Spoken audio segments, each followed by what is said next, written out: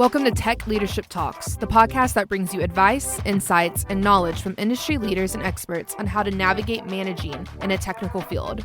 Tech Leadership Talks is brought to you by Texas A&M University's Master of Engineering Technical Management, an online graduate program that trains industry professionals for leadership positions. I'm Katie, METM's digital marketer and your host for this episode. In today's episode, I am talking to Jordan Caddick, who is project director at Lawrence Berkeley National Lab. We discuss transitioning from a more technical role into a management role, how emotional intelligence can guide communication within your team, and the importance of continued education throughout your career.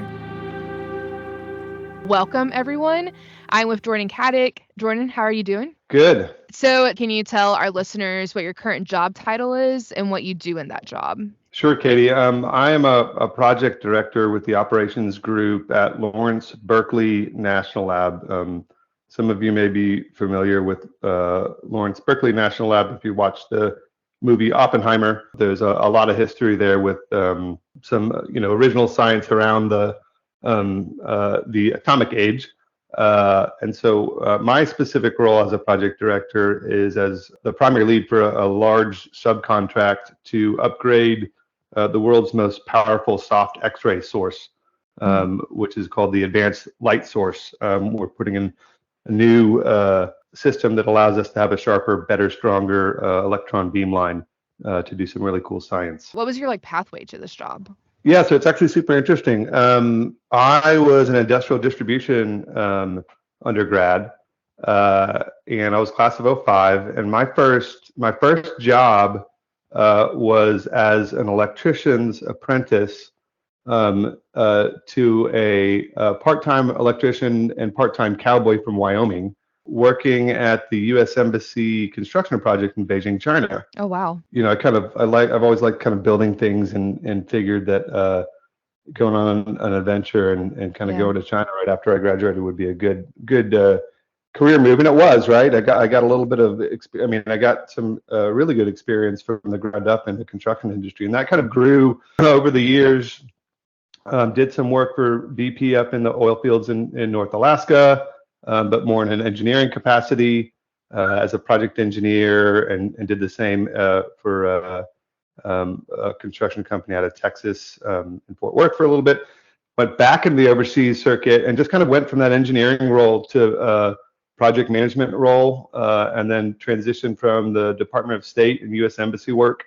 I kind of finished up a 10-year career as a project manager for a $1 billion project. It was a U.S. Embassy in London. So it was a huge project, and just kind of worked my way up from, an electrician to a project manager, and then kind of segued into Department of Energy work from there. Did you always want to end up in a managerial position? I did. Yeah, definitely. And I thought, honestly, so I was involved in the Corps Cadets at A&M and really involved in the other education, right? I felt like, I was ready to go. I was ready to manage a project as soon as I graduated 2005. In reality, I thought I did, but you need that kind of the nuts and bolts experience, either working in the field or just, you need 10 years experience before you can even kind of start thinking about that. And so, I found myself wanting to step into a leadership role, but over the years, especially kind of culminating with my role, which was super challenging at the U.S. Embassy construction project in London, I found that there was just I felt like there were some gaps in my ability to lead a team. And that's when I applied to get my METM degree. And for those listening, METM is the acronym for Master of Engineering Technical Management. And funny enough, I was actually enrolled in A&M's electrical engineering master's course, right? Before I switched to METM. And I switched because I was like, I don't need more technical knowledge. This isn't helping me as a manager in my career. But what I needed was the kind of the leadership, the interpersonal skills. So you mentioned that you had about 10 years of experience before you got into your leadership position. Why do you think you need that much experience before you move into a more supervisor role? Yeah, that's a great question, Katie. A key word associated with that for me would be empathy, right? Mm-hmm. In a way, because you need to have done the work of the people that you're managing, right? You need to understand what their what they're going through, I think, kind of their day-to-day struggles. And you need to be able to help them through that. You need to be able to do all the tasks that they could do, right?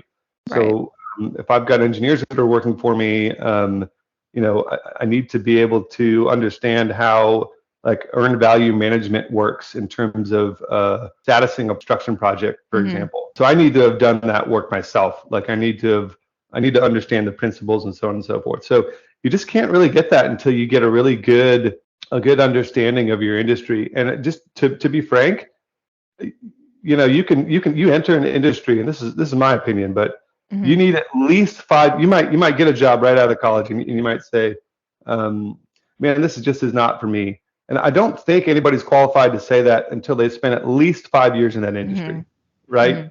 Because it's human nature. Nobody likes what they're not good at, and you're not going to be good at your job for the first 5 years. Sometimes it takes that long to master it, right? You need 10,000 hours. So yeah, I really think that you need that experience in your industry or a similar industry. For me, that was 10 years. And maybe for some people it's 8 years, right? Some people it's 12 years. But that certain point in time, like for example, when I finished up in London, I was like, I can do this in my sleep. I've memorized everything. I've memorized the contract. I've memorized the engineering aspects of it.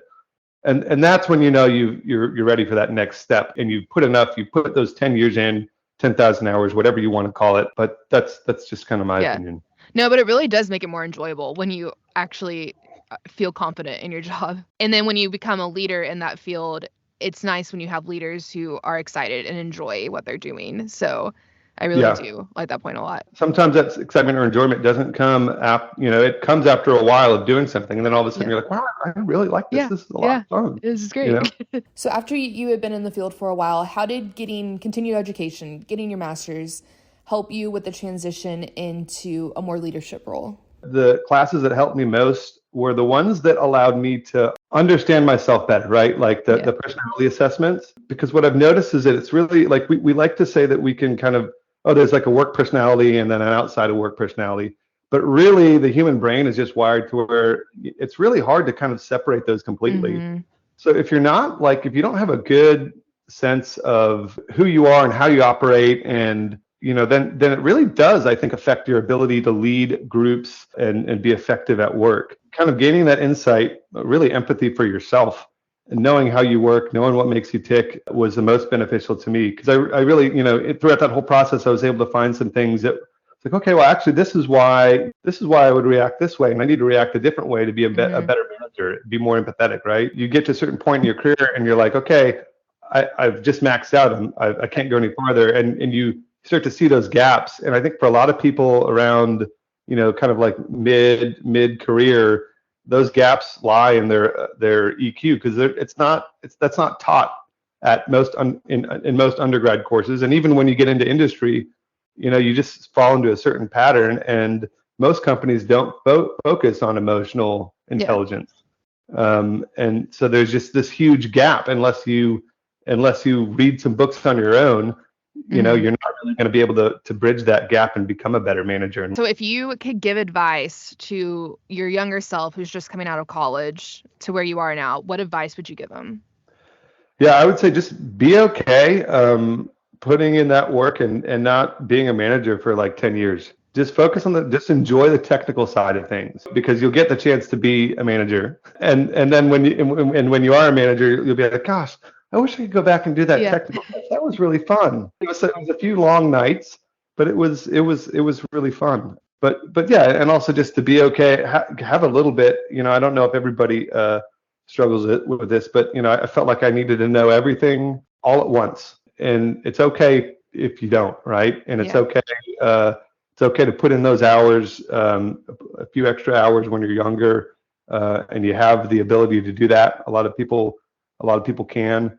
To get that, and really just be patient. Like it really does take, that Malcolm Gladwell book. It's a whole 10,000 hours on a certain task allows you to be a master. It really does take 10,000 hours. So now that you are in a managerial role, how do you go about approaching communication with your team? It varies incredibly, right? So it goes back to empathy. Yeah.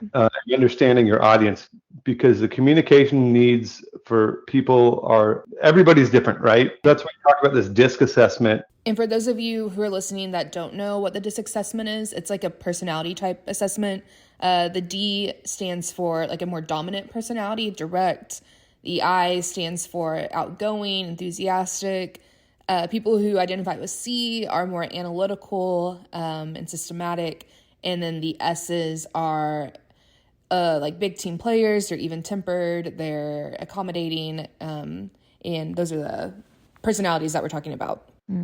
For me, that's been a super helpful tool, because you get to a point where you can kind of internally assess a person and with a reasonable degree of accuracy, refer to that DISC assessment and be like, okay, this is how this person communicates, and then apply that communication method, right? Mm-hmm. Some people are very direct, and then you have to be like super upfront with them, bottom line up front. They don't want to talk about their weekend before you get into business. Just give me the facts, kind of a deal. Then there are other people that you need to ease into the conversation before they'll open up.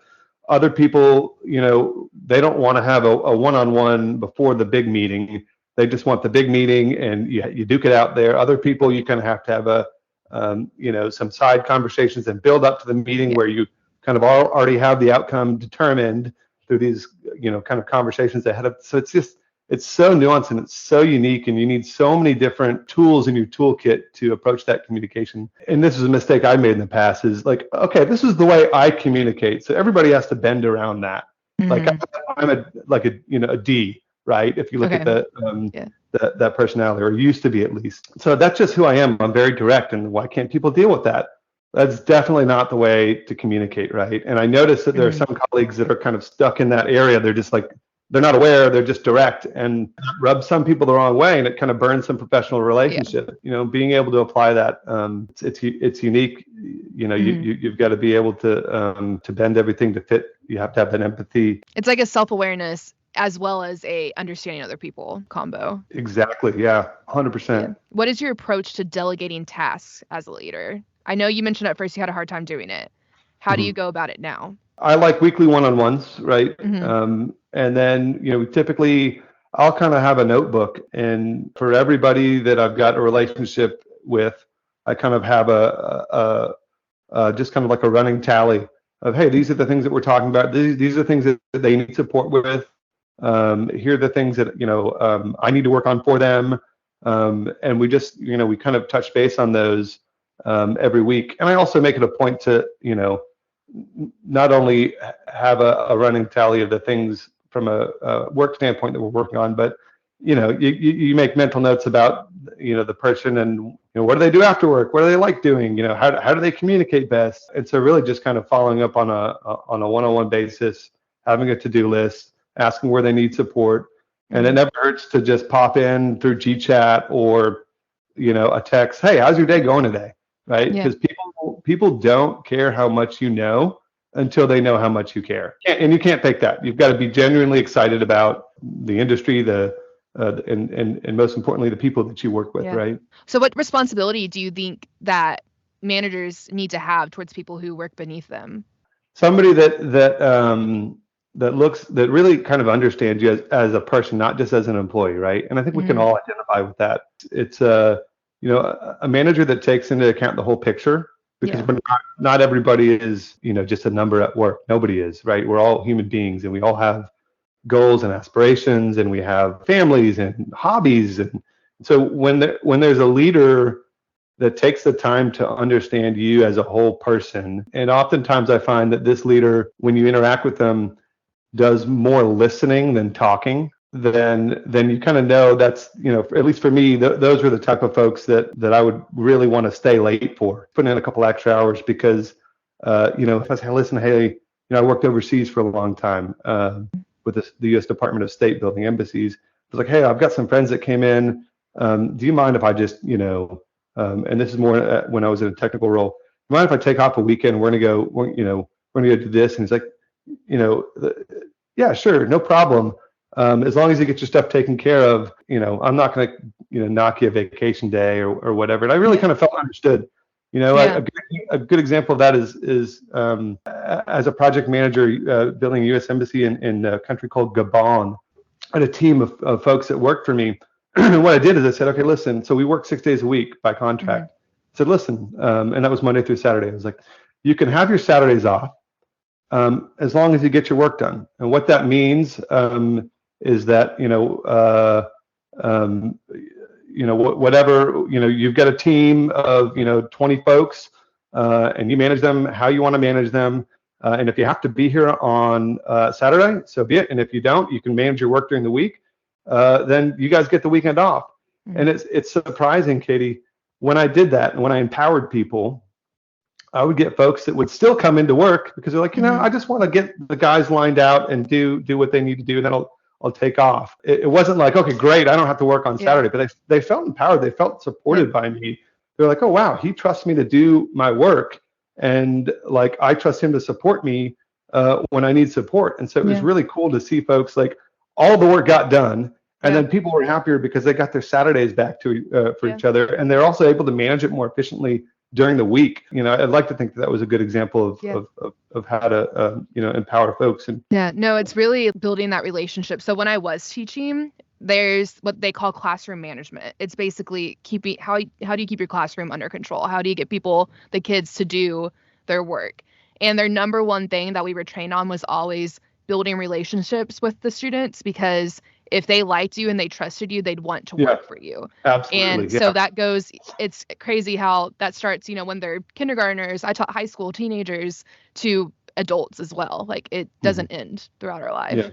Yeah, that's a great example right there. Yeah. And it's huge because, like, everybody looks back. I can look back to, like, elementary school and think about the teachers that I wanted to get a good score on the test, because the teachers were just like, I just felt supported and felt like, I wanted to do well. And that's a great example, is like, it's hard to explain. You just, as, teacher or manager or whatever, you just feel like good about the task that you're doing because that person makes you feel supported, makes you feel excited about it, Thank you for listening in to today's episode.